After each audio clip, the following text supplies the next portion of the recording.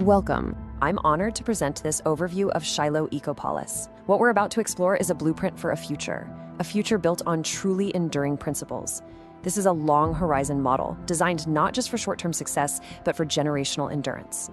The goal here is to cultivate a living civic order. That phrase is key. We're not just building another company or organization. The ambition is to create an integrated, self-sustaining community, and that vision informs every structural decision you're about to see. It's about building systems that have a net positive effect, that heal the land instead of depleting it. It's about intentionally restoring what is good and noble and beautiful in our culture. It's about raising up a new generation in strength and innocence. And maybe most importantly, it's about building institutions that are worthy of being inherited. The purpose of this briefing is to articulate the foundational thesis behind the Commonwealth Initiative and the establishment of Shiloh. This is a high-level overview, specifically for our founders, advisors, and strategic partners who are evaluating the project structure, its discipline, and its long-term viability. We're going to walk through 5 key areas. We'll start with the big picture, the why, before diving into the how, which is the institutional and economic architecture. Then we'll get specific about the internal tools that make it all work and wrap up with the long-term development plan. All right, first things first. We'll start by defining what we actually mean by the Commonwealth. It goes back to this old idea of the common weal, which just means our shared well-being. When we use this term, we're really tapping into its deepest, most ancient meaning. This isn't just another word for a government or some administrative system. We conceive of it as a living social body. You could almost say a moral organism that's held together by shared obligations and a deep commitment to the lasting good of the entire community. And that idea leads directly to our governing moral imperative: prosperity for posterity. This means we define true prosperity not as short-term material gain, but as the deliberate cultivation of moral health, civic stability, and ecological integrity, all for the generations that are yet to come. We believe we're at a critical moment in history, one that demands more than just pointing out problems. It demands a constructive, clear plan for building a future that's actually durable. We have to start by looking at the world around us, at the conditions that make this work not just desirable, but absolutely necessary. We believe we're living in an age of deep, profound fragmentation, where the very foundations of our civilization feel shaky and uncertain. This really gets to the heart of it. This is a core idea for us. It reminds us that a society isn't some machine that just runs on its own. No, it's a moral project, and it depends entirely on the virtue of its people and the strength of its institutions. The stakes are incredibly high. What we're facing isn't just one single problem. Our core institutions are decaying. Our culture feels broken apart. We've lost the shared stories that once held us together. And what happens then? Well, you get an erosion of moral consensus, this deep spiritual fatigue, and a widespread uncertainty about where we're even headed. The very architecture that was supposed to give us stability and meaning now feels fragile. At the very same time, we're seeing the consequences of development models that are just completely detached from any sense of ecological stewardship. These are models that treat land like a commodity, something you just extract from, instead of what it is, a living system that needs to be cultivated. But look, it's not enough to just point out what's broken. Anyone can do that. We are advancing a constructive, life-giving vision for how to rebuild. Despite societal decay, we initiate civic renewal. Guided by the enduring principles of Western civilization and Christian virtue, we're committed to building prosperity for posterity, thinking nationally, acting locally. This is the mission of Shiloh. Because, let's be honest, the time for just talking is over. The time for building has begun. If our principles are going to mean anything, they have to be proven on the ground, in a real place. And that's really the conviction that drives Shiloh. Think of it as our first prototype, a new community being built from the ground up in the heart of Texas. And let me be clear, this is not about escaping society. It's an effort to build a model for its restoration. It's our real-world laboratory, where we will prove that a community rooted in virtue, stewardship, and covenant can truly, deeply flourish. And when you zoom out, you realize this work, it isn't really for us. It's a promise we're making to those who will inherit the world that we build. Our first promise is to build things that are meant to last. In an age where everything feels disposable, we are called to build schools, churches, and businesses with the moral and structural integrity to be worth passing on. Our second promise is to the land itself. We are called to treat it not as a resource to be stripped, but as a sacred trust. Our job is to leave it more fertile, more alive, more beautiful for the generations who will depend on it after we're gone. And our third commitment, maybe the most important of all, is to people. Because a free society isn't sustained by good rules alone. It requires people of character. And so we dedicate ourselves to forming a generation capable of carrying the weight of freedom with wisdom, with virtue, and with dignity. It's really a call to start rebuilding durable, integrated communities, and to do that by rooting them in principles that we know have stood the test of time. And it happens through virtuous example. It's about building institutions where faith informs culture and constructively applying a living moral tradition to the problems of today. To understand this entire project, you really have to grasp what we mean by an eco-polis. And let me be very clear, this isn't some vague, fuzzy ideal. It is a specific and coherent institutional model designed from the ground up for resilience and integration. It's a direct answer to the fragmentation we see all around us in modern life. Think of it as a living community where things like land stewardship, local business, family life, culture, education, health, and faith, they aren't treated like separate boxes or departments. Instead, they're woven together into one coherent civic organism. Imagine a place where regenerative agriculture is enriching the very land you live on, where holistic wellness services are just part of the fabric of life, and where a sanctuary for true, ethical, free enterprise can thrive. That's the idea. All of it working together as one living thing. It's all about intentional integration. It's about creating a campus, if you will, where innovative and affordable housing is right next to meaningful work. A place where choosing local, high-quality food isn't some niche lifestyle choice, but just the normal, convenient thing to do. And this brings us to the core idea, the engine of the whole thing, symbiotic harmony. The idea that the whole becomes greater than the sum of its parts, and not by magic, but by very intentional design. It's a virtuous cycle, a compounding effect. For instance, when we restore the land using regenerative practices, what happens? Well, the quality of our food goes way up. Better food leads to better health. Better health strengthens families. And stronger families boost economic productivity and creativity. You see? It's not just a nice collection of amenities. It's a living system, meticulously designed to create prosperity that lasts for generations. Now, it's absolutely crucial to draw some clear lines here, to say what Shiloh is, and just as importantly, what it is not. You might hear eco-polis, and your mind might go to eco-village or commune, but as you can see, that's not it at all. Unlike an eco-village focused only on sustainability, or a commune that might dissolve private initiative, Shiloh is engineered for both economic sovereignty and long-term permanence, all under a constitutional framework. It is, in effect, a regenerative city-state prototype. Underneath this entire operational plan, there's a bedrock, a unique governance architecture. And this structure is absolutely critical because it's designed for generational endurance, ensuring that the mission of Shiloh stays secure, not just for years or decades, but for centuries. The stability of Shiloh is secured by what we call a triadic institutional architecture. That's a fancy way of saying a three-part structure with very clear differentiated roles and a compliance-conscious separation of powers. And let me be clear, this was not an afterthought. This is the very constitution of our project.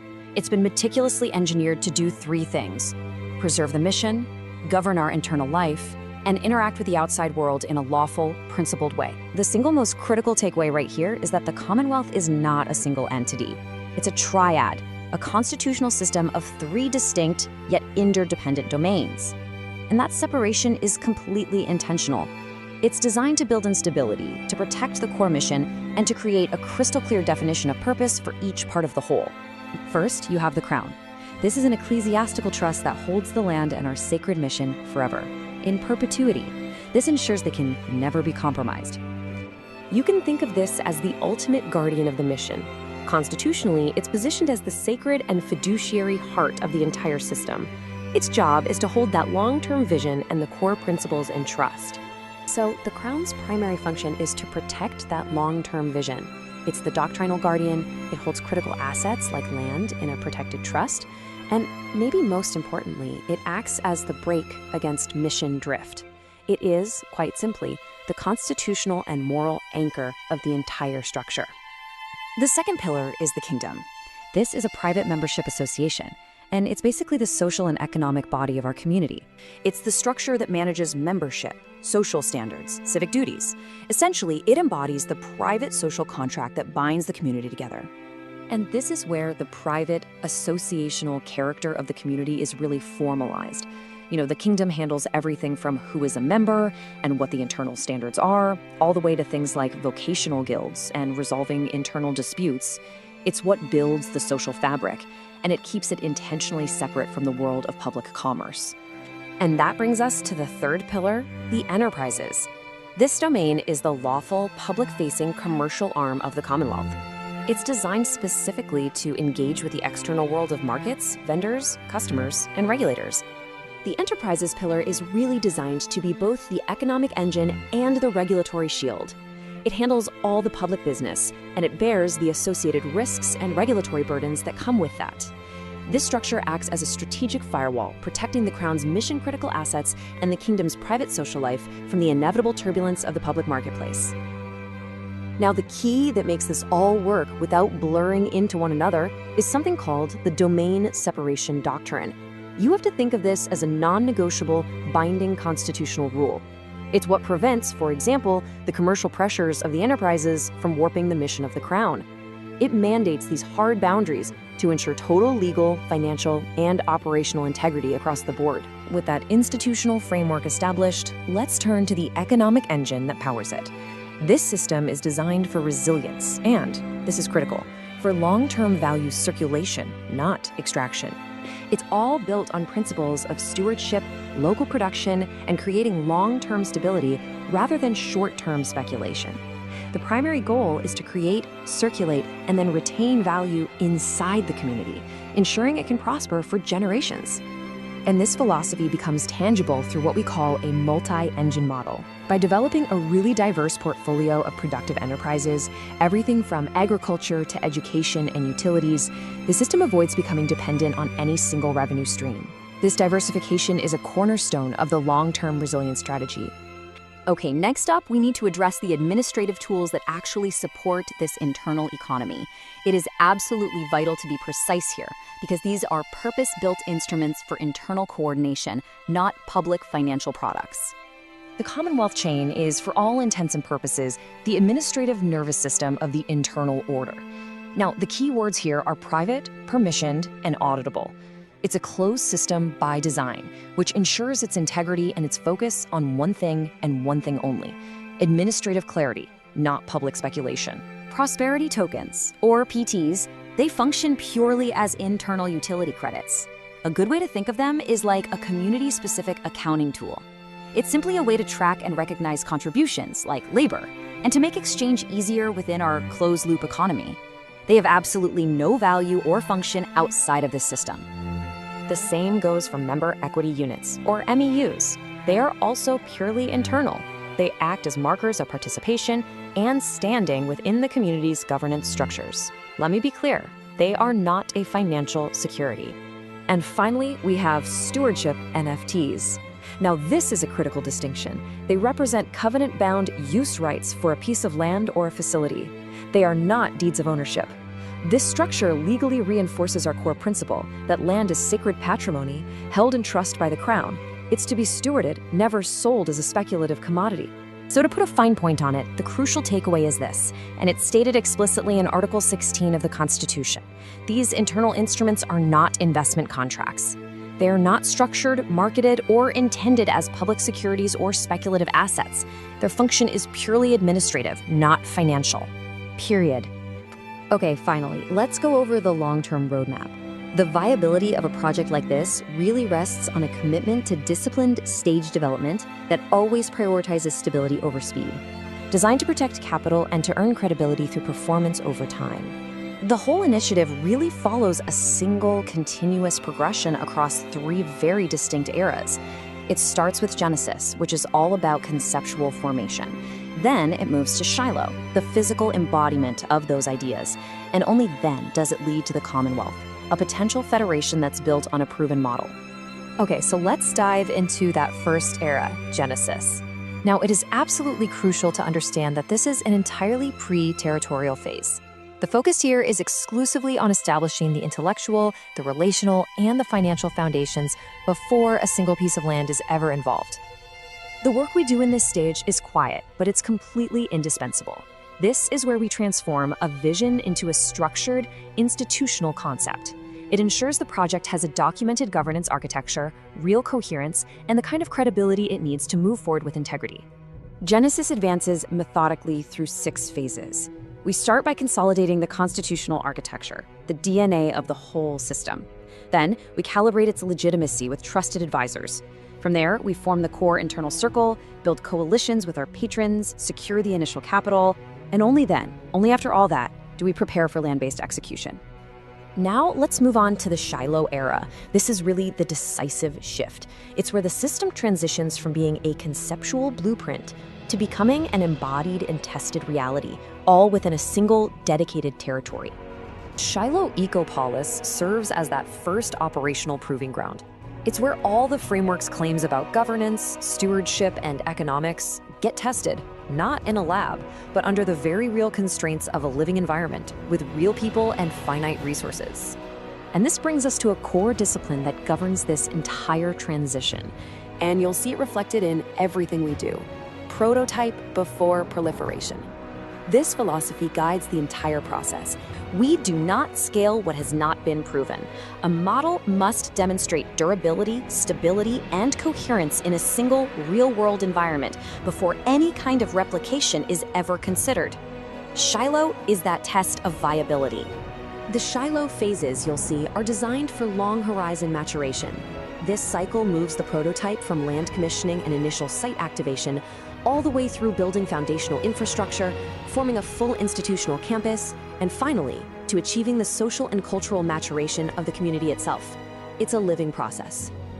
This disciplined approach, well, it leads us directly to the logic for the final era, Commonwealth Federation. This stage is only even considered after the Shiloh prototype has proven itself, providing a tested model for a very conditional and very controlled expansion. And let me be clear, we don't conceive of expansion as some kind of franchise model. Not at all. Instead, it's a network of aligned yet independent territorial nodes. Each node shares the core constitutional principles, but it adapts them to its own unique geography and culture, forming a federated, resilient ecosystem. This expansion sequence is both conditional and carefully controlled. It has to move from external recognition of the prototype's success to codifying that framework for others, to the careful formation of just a few early nodes.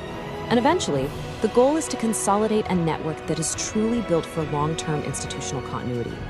So having outlined that full 3-tier arc, let's locate our precise position within this developmental sequence as it stands right now. The initiative is currently in Genesis Phase 3, companion formation. And this is a really critical point. We remain firmly in that pre-territorial stage. All of our work is focused on building the core internal circle of collaborators, advisors, and partners. Ultimately, this disciplined, phase-gated structure is just fundamental. It's what ensures this remains a long-horizon institutional build-out. It's designed to manage risk and to build credibility through demonstrated proof. It's not built with grand pronouncements or ideological fervor. It's built through a disciplined, humble commitment to building, and to building rightly. It's built not by spectacle, but by stewardship. Not by speed, but by sequence. And not by ideology, but by competence. Look, the promise of Shiloh is not speed, it is endurance. Our task isn't to create some fleeting spectacle that burns bright and then fades away. Our task is to patiently steward the construction of a living system. A place where culture is renewed and community becomes a shared craft once again. This is why we're sharing our plans with you with full transparency. We are formally inviting you to ask the hard questions, the critical questions, to really stress test our model. Your expertise is invaluable to us. We don't see rigorous scrutiny from high-caliber minds as a threat to our vision. Quite the opposite. We see it as an absolutely essential ingredient for building an institution that has real integrity. So please, we welcome your most challenging question. Let's walk through exactly how you can access this direct interface with our core institutional documents. Getting into the dossier is actually a really straightforward process. First thing you're going to do is head over to shilohgenesis.notion.site. Once you're on the site, look for the table of contents, and you'll see a link that says Access the Dossier. Just click that. From there, you can choose the briefing that works best for you. Maybe you want a quick overview, or maybe you're ready for the full deep dive. To get started, just click the little hand icon and that'll begin the audio. And remember, at any point, you can use the interact function to ask your own specific questions. Now here's what makes this tool so powerful. It's integrity. This system isn't guessing or making things up. When you ask a question, it generates a response by pulling directly from the source documents, from our actual constitutional canon. This is our way of guaranteeing that every single answer you get is authentic and grounded in the real framework we've painstakingly built. So it's really important to understand that this is so much more than just a static folder of PDFs somewhere. We've designed this as a living, working institutional library. It's a dynamic tool built from the ground up for direct interaction, allowing you to probe, to question, and to truly understand the logic of the Commonwealth framework on your own terms. We truly ask you to engage with the material, to challenge our assumptions, and to help us identify any points of weakness or untapped opportunity. And finally, thank you. Thank you for your time and your serious consideration. We formally invite you to contact Brody Gamble directly to schedule a follow-up call. We want to hear your feedback, share your thoughts, and open a much deeper dialogue. We sincerely look forward to continuing this important conversation and, hopefully with your wisdom and support, to building a future that is good, noble, and beautiful together.